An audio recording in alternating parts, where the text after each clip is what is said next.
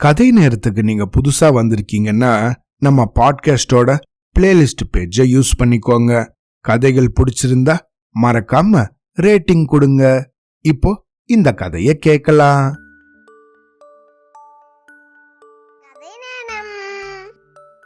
பஞ்சதந்திர நீதி கதைகள்.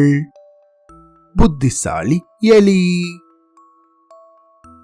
ஓசூருக்கு பக்கத்துல பேரிகை அப்படின்னு ஒரு ஊர் இருக்கு. இந்த ஊரை சுத்தி பல காடுகள் இருக்கு. காடுகள்னு இருந்தாலே அங்க விலங்குகள் இருக்கும் தானே. அப்படி பெரிய பெரிய விலங்குகள் எல்லாம் இருந்த இந்த காட்டுல எப்படியோ தங்களை புத்திசாலித்தனமாக பாதுகாத்துட்டு வாழற குட்டி குட்டி விலங்குகளும் இருக்கதான் செஞ்சுது. அப்படிதான் இந்த காட்டுல ஒரு எலி கூட்டம் வசிச்சுட்டு வந்துச்சு. அப்பதான் இந்த காட்டுக்கு அதுங்க புதுசாக வந்திருந்துச்சு. ஒரு பெரிய ஆலமரத்தை தேர்ந்தெடுத்து அதோட வேர் பகுதியில வலை தோண்டி கூட்டமாக இந்த எலிகள் எல்லாம் வசிக்க ஆரம்பிச்சிச்சு. அப்படி அங்க வசிக்க ஆரம்பிச்சதும் அதுல இருந்த குட்டி குட்டி எலிகள் எல்லாம் அக்கம் பக்கத்துல ஓடி ஆடி விளையாடி, ஐ எனக்கு இந்த மரம் ரொம்ப பிடிச்சிருக்கு அம்மா, நான் இந்த மரத்து மேல ஏறி விளையாட போறேன் அப்படின்னு சொல்லி அந்த ஆலமரத்தோட வேர்கள் மேலையும் விழுதுகள் மேலையும் ஏறி ஏறி தொப்புன்னு கீழே விழுந்து அது விளையாடும். இப்படி ரொம்ப சந்தோஷமாகத்தான் அந்த காட்டுல இதுங்க இருந்துச்சு. ஆனா இப்படி இந்த ஆலமரத்து கீழே ஒரு எலி கூட்டம் வசிக்கிறது தெரிஞ்சுக்கிட்ட ஒரு பெரிய பாம்போ அடிக்கடி இந்த மரத்து பக்கம் வர ஆரம்பிச்சுது. ஓஹோ, இந்த மரத்துக்கிட்ட ஒரு எலி கூட்டம் வாழுதா? நமக்கு உணவுக்கு இனிமேல் பஞ்சமே கிடையாது. இங்க வந்தா தினமும் வகை வகையாக இந்த எலிகளை சாப்பிடலாமே அப்படின்னு அந்த பாம்பு யோசிக்க ஆரம்பிச்சுது. யோசிச்சது மட்டும் இல்லாம இந்த எலி வலையோட வாசல்லையே காத்துக்கிட்டு இருந்த இந்த பாம்போ ஒவ்வொரு நாளும் ஒவ்வொரு எலிய பிடிச்சு திங்க ஆரம்பிச்சிடுச்சு. ஆஹா, என்னது இது? நம்ம எலி கூட்டத்துல தினமும் ஒரு எலி காணாம போகுது.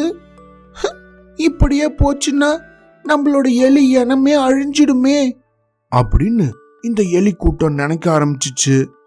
அப்படி நினைச்சது மட்டும் இல்லாம, சரி நம்ம இனிமேல் இங்க இருக்காம பக்கத்துல இருக்க அந்த பாறைக்கு மேல போய் அங்க வாழ்ந்துக்கலாம் அப்படின்னு நினைச்சு பக்கத்துல இருந்த பாறைக்கு மேல இருந்த கல்லுக்கு நடுவுல ஒரு பொந்த உருவாக்கிக்கிட்டு அங்க வாழ்க்கைய நடத்த போச்சு. ஆனா அந்த இடத்துலயும் இந்த எலிகளால நிம்மதியாக இருக்க முடியல.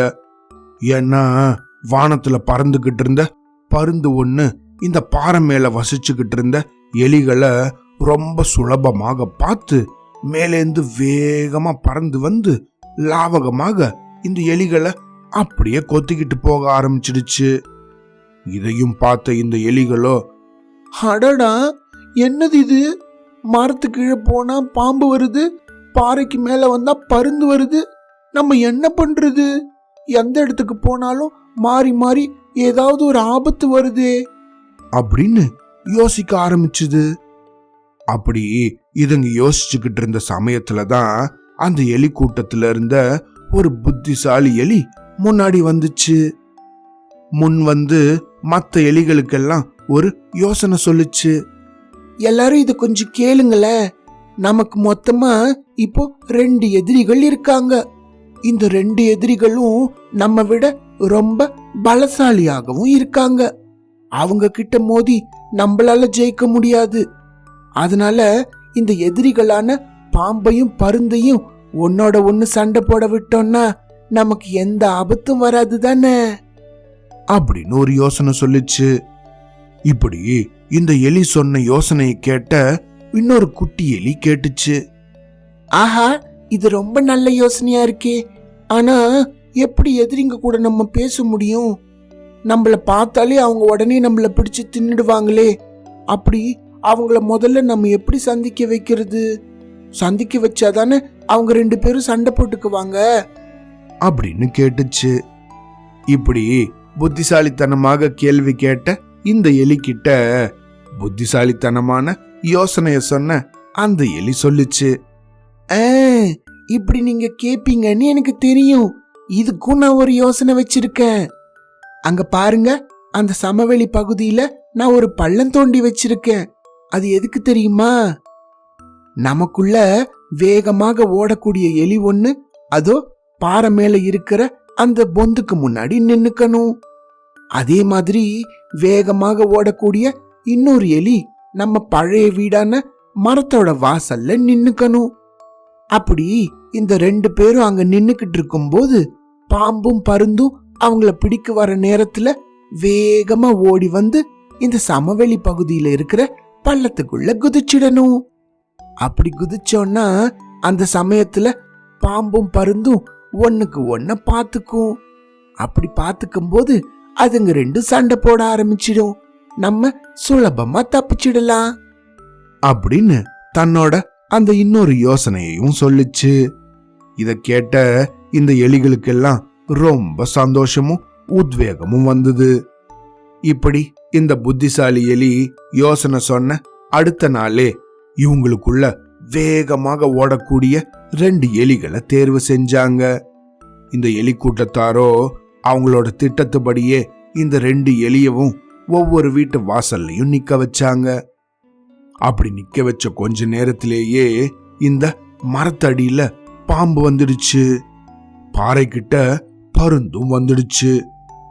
அப்படி இந்த 2ம் வந்த உடனே இந்த மரத்துக்கிட்ட இருந்த எலியோ கடகட கடகட கடன்னு அங்கிருந்து வேகமாக ஓட ஆரம்பிச்சுது.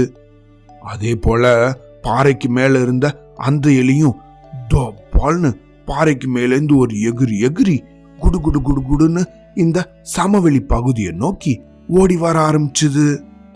அப்படி 2மே வேகமா குடு குடு குடுன்னு ஓடி வந்து ஒரே நேரத்துல பொத்துன்னு அந்த சமவெளி பகுதியில இருந்த பள்ளத்துக்குள்ள குதிச்சாங்க. அப்படி 2ம் குதிச்சு உள்ளுக்குள்ள நல்லா தள்ளி போய் ஒளிஞ்சுக்கிச்சுங்க. இப்படி இந்த 2 எலியும் அந்த பள்ளத்துக்குள்ள குதிச்சதும் இவங்க துரத்திக்கிட்டு வந்த இந்த எலி காணாம போனத பாம்பும் பருந்தும் ஒரே நேரத்துல கவனிச்சுது. ஆஹா, எங்கடா போச்சு இந்த எலி அப்படின்னு பள்ளத்துக்கிட்ட பார்த்துட்டு தலைய அப்படியே கொஞ்சம் மேல தூக்கிச்சுங்க.